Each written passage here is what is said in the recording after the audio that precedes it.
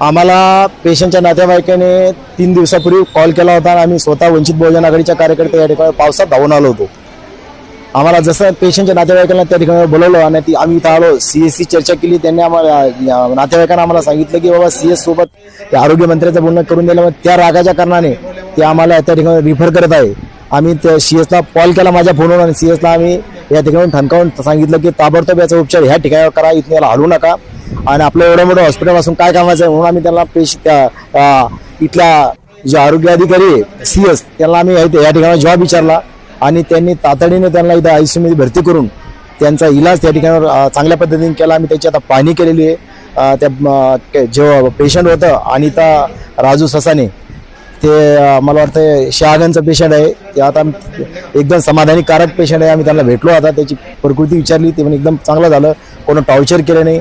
आमचं म्हणणं असं आहे की इथल्या सीएसला की बाबा जसं या नातेवाईकाला आम्ही वंचित बहुजन आघाडीच्या कार्यकर्त्यांना इथे येऊन दमदाट्या केल्या, काळा फासण्याचा इशारा दिला, याच्या राखाने आणि याच्या धमक्याने हे काम जसं त्यांचं या ठिकाणी पेशंटचा इलाज चांगला केला, ICU मध्ये भरती करून ताबडतोब त्याला पाणी करून तसं सर्व पेशंटला या ठिकाणी चांगलं पाण्यात यावा।